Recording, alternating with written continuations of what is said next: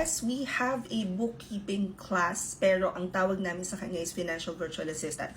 So as a Financial Virtual Assistant, pwede kayong mag-assist virtually sa mga nag-o-offer ng accounting, bookkeeping. Sometimes kayo pa mismo yung gagawa ng mga tasks.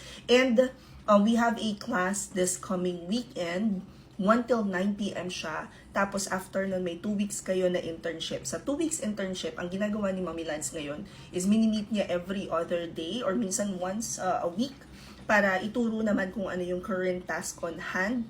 And yes, hahawak po kayo ng mga accounts or books dito. So yung pinag-aralan nyo during training plus yung pag-aaralan nyo during internship, pwede ninyong gamitin sa inyong portfolio.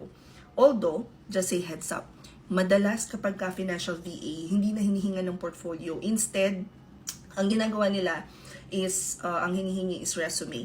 And tuturuan din kayo ni Mommy Lads kung paano nga ba ma-certify sa QuickBooks, Xero.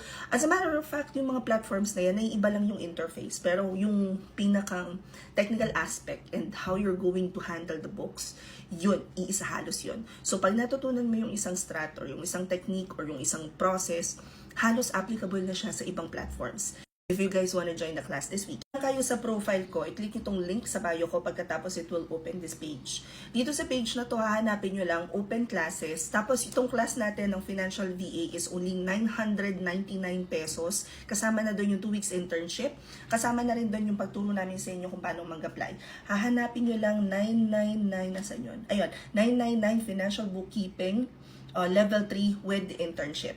Kung nasa Instagram kayo, ito yung i-click nyo. And just in case na hindi gumana yung nasa TikTok at saka yung Instagram, punta na lang kayo dito sa Facebook page ko, tapos hanapin nyo tong video na to or tingnan nyo yung mga nakapost doon. Makikita nyo sa caption yung pinakang link to our Financial VA class. Ganon din naman sa YouTube, makikita nyo sa mismong description box. Kung naghahanap kayo ng very typical na data management na processes, offline, non-voice for sure, sometimes you'd even find flexible schedules kasi hindi naman kayo kailangan na naka-online pag naka-online yung client niyo, then this might be for you.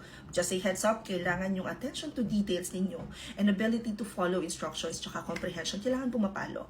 Anyway, sana makatulong to. Humabol na kayo, magko-close na po talaga yung form. Comment any questions you guys have about working from home, follow form, or work from home chismis. Bye!